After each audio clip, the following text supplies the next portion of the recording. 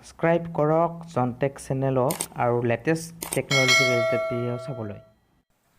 নমস্কাৰ বন্ধু বান্ধৱীসকল, স্বাগতম জনাইছোঁ মই জনে মোৰ আন এটি ভিডিঅ'ত। আজি আপোনালোকক কম ৰেচন কাৰ্ডৰ বিষয়ে গুৰুত্বপূৰ্ণ খবৰ। আজি আপোনালোকৰ সকলৰ কাৰণে যি আপোনালোকৰ ৰেচন কাৰ্ডৰ লগত আপোনালোকৰ ফিংগাৰপ্ৰিণ্ট, যিটো আপোনালোকৰ আঙুলিৰ ফিংগাৰপ্ৰিণ্ট আছে সেইটো সংযোগ কৰিব লাগিব। আপোনালোকে সেই সম্পৰ্কে আপোনালোকক A to Z জনাম। আৰু আপোনালোকে ৰেচন কাৰ্ডখন আপোনালোকৰ এখন আধাৰ কাৰ্ডৰ নিচিনা কাৰ্ড হ'ব, আৰু আপোনালোকে যিখন ৰেচন কাৰ্ড এতিয়া বহী হিচাপে ব্যৱহাৰ কৰি আছে সেইখন এখন আপোনালোকৰ কাৰ্ড হ'ব। এই আপোনালোকে ফিংগাৰপ্ৰিণ্ট কেনেকৈ দিব আৰু আপোনালোকে ক'ত ফিংগাৰপ্ৰিণ্ট দিব লাগিব সেই বিষয়ে সবিশেষ জনাম এইটো ভিডিঅ'ত। যদি আপোনালোকে প্ৰথমে মোৰ চেনেলটো নতুনকৈ ভিজিট কৰিছে দেন এতিয়ালৈকে যদি ছাবস্ক্ৰাইব কৰা নাই, যেতিয়া মোৰ কাষৰ ৰঙা ছবিটো ক্লিক কৰি আপোনালোকে এতিয়া ছাবস্ক্ৰাইব কৰি থ'ব আগলৈ এনেকুৱা ধৰণৰ নটিফিকেশ্যন পাই থাকিবলৈ। চ' ফ্ৰেণ্ড, ৰেচন কাৰ্ড থকাসকলে ফিংগাৰ দিয়ক আৰু তেওঁলোকে লাভ কৰিব স্মাৰ্ট কাৰ্ড। সেই বিষয়ে আপোনালোকক মই জনাম। আপোনালোকে ইয়াত চাব পাৰে থ্ৰু ৰেচন শ্বপ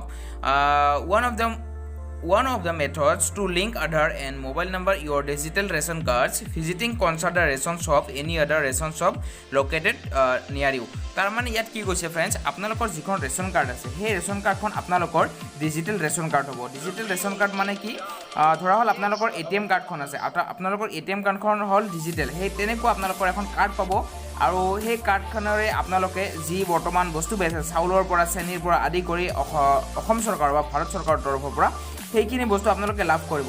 চ' ফ্ৰেণ্ডছ, ইয়াত দিছে যে আপোনালোকৰ এইটো মেথড কেনেকৈ কমপ্লিট কৰিব লাগিব। এই মেথডটো কমপ্লিট কৰিবলৈ হ'লে আপোনালোকৰ যিখন নিয়াৰেষ্ট শ্বপ আছে, আপোনালোকৰ কাষৰ আপোনালোকৰ যিখন আমি কণ্ট্ৰলৰ দোকান বুলি কওঁ, মানে ৰেচন কাৰ্ডৰ দোকান যিখন সুলভ মূল্যৰ দোকান। চ' ফ্ৰেণ্ডছ, সুলভ মূল্যৰ দোকান আপোনালোকে যদি আমি শুদ্ধ অসমীয়াত ক'ব যাওঁ, শুদ্ধ অসমীয়াত ক'বলৈ গ'লে সুলভ মূল্যৰ দোকান বুলি ক'ব। তাৰপিছত কৈছে there you need to verify your Aadhaar card will biometric authentication I through your fingerprint they will guide through the enterprises. আপোনালোকে এই ফিংগাৰপ্ৰিণ্টটো কেনেকৈ দিব, আপোনালোকৰ বায়োমেট্ৰিক যিটো আপোনালোকৰ ফিংগাৰপ্ৰিণ্ট অথেণ্টিকেশ্যন বুলি কয়, বায়োমেট্ৰিক অথেণ্টিকেশ্যনটো আপোনালোকৰ ফিংগাৰপ্ৰিণ্টৰ দ্বাৰা হ'ব। আৰু এইটো কৰাব আপোনালোকৰ ৰেচন কাৰ্ড, যিসকলৰ ৰেচন কাৰ্ড আছে সেইসকলে বাৰু ভালকৈ জানে।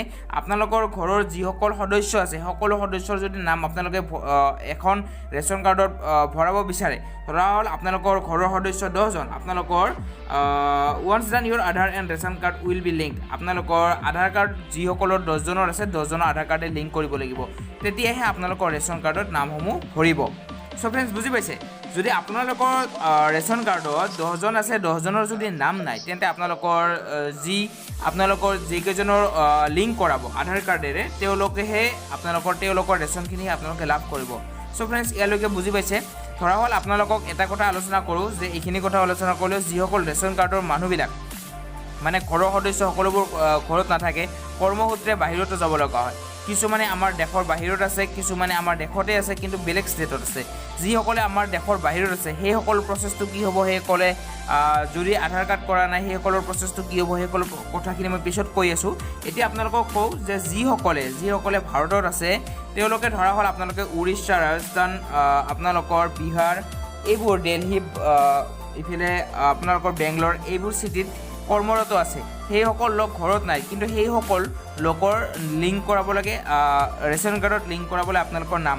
তেন্তে আপোনালোকে লিংক কেনেকৈ কৰাব সেই বিষয়ে আপোনালোকক কওঁ যে লিংক কৰাবলৈ হ'লে তেওঁলোকে এটা কাম কৰিব লাগিব। তেওঁলোকে কি কৰিব লাগিব, তেওঁলোকৰ যিখন আধাৰ কাৰ্ড আছে সেইখন লিংক কৰাব লাগিব তেওঁলোকৰ ৰেচন কাৰ্ডৰ লগত। চ' ফ্ৰেণ্ডছ, আপোনালোকৰ যিখন ৰেচন কাৰ্ড আছে সেই ৰেচন কাৰ্ডখন আপোনালোকৰ ঘৰৰ পৰা ল'ব লাগিব ফটো সহকাৰে আপোনালোকৰ মোবাইলত। তাৰপিছত ৰেচন কাৰ্ডৰ এটা নম্বৰ থাকে, সেই নম্বৰটো ট্ৰেক কৰি পেলাই আপোনালোকৰ যিটো নিয়াৰেষ্ট আপোনালোকে খবৰ ল'ব, আপোনালোকে য'ত থাকে তাৰ ওচৰত নিয়াৰেষ্ট য'ত সুলভ মূল্যৰ দোকান আছে, সুলভ মূল্যৰ দোকান বুলি কয়, সুলভ মূল্যৰ দোকানত আপোনালোকে যাব লাগিব। তাত গৈ আপোনালোকৰ যিটো বায়োমেট্ৰিক অথেণ্টিকেশ্যন আছে সেইটো কৰাব লাগিব উইথ আধাৰ কাৰ্ড। আপোনালোকৰ আধাৰ কাৰ্ডেৰে এইখিনি কাম কৰিব লাগিব। চ' ফ্ৰেণ্ডছ, ইয়ালৈকে বুজি পাইছে? যদি আপোনালোকে কিবা বুজি পোৱা নাই তেন্তে আপোনালোকে মোক ইনষ্টাগ্ৰামত জনাব পাৰে জনটেক অফিচিয়েল, অথবা আপোনালোকে কমেণ্ট ছেকশ্যনত জনাব পাৰে। আপোনালোকে কমেণ্ট ছেকশ্যনত আপোনালোকৰ কমেণ্টত সোধক, যদি কিবা প্ৰব্লেম হৈছে তেন্তে আপোনালোকক মই বুজাই দিম।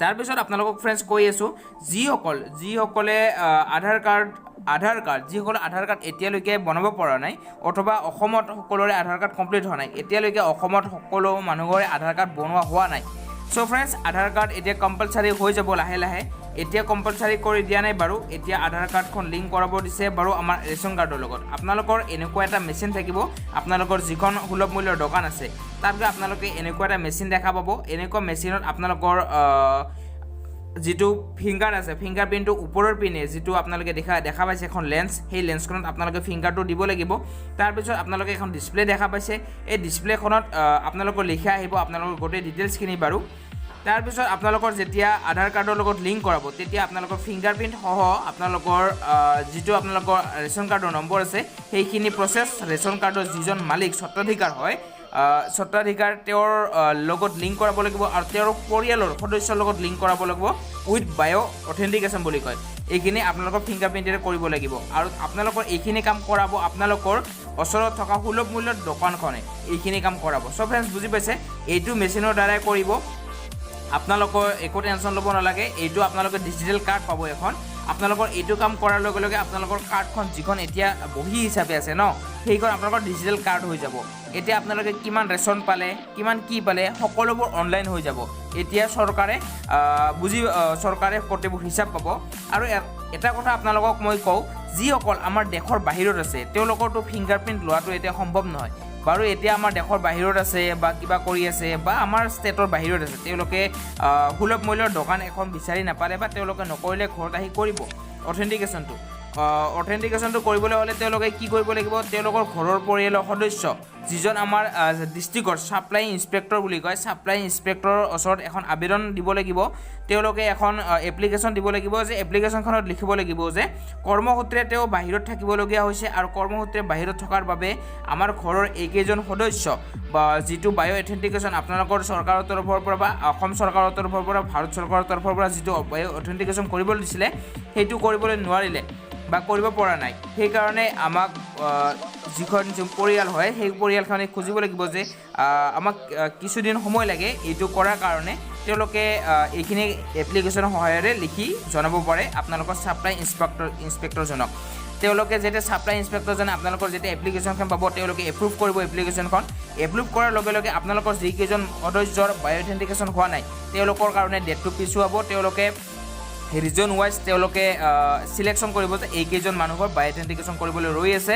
এইকেইজন মানুহ পিছত কৰাব বা আহি পিনে কৰাব সেই ছাপ্লাই ইনস্পেক্টৰে এইখিনি কাম কৰাব আপোনালোকে টেনশ্যন ল'ব নালাগে আৰু আপোনালোকৰ যিখিনি বায়ো অথেন্টিকেশ্যন কৰিব দিছে উইথ ৰেচন কাৰ্ড আপোনালোকৰ ৰেচন কাৰ্ড এইটো কম্পালসাৰি হয় যিসকলৰ ৰেচন কাৰ্ডত এইটো মেচিনৰ দ্বাৰা আপোনালোকে অলপ টেনশ্যন ল'ব নালাগে আপোনালোকৰ যিটো আপোনালোকৰ সুলভ মূল্যৰ দোকান আছে তাত গৈ মেলি আপোনালোকে এনেকৈ ধুনীয়াকৈ কৰিব পাৰে সব ভিডিঅ'টো যদি চাই ভাল লাগিলে বা কিবা যদি অলপ জ্ঞান পালে তেন্তে আপোনালোকে মোক ভিডিঅ'টো লাইক কৰি দিব চেনেলটো যদি নতুনকৈ ভিজিট কৰিছে এতিয়ালৈকে যদি ছাবস্ক্ৰাইব কৰা নাই তেন্তে ছাবস্ক্ৰাইব কৰিব আজিলৈ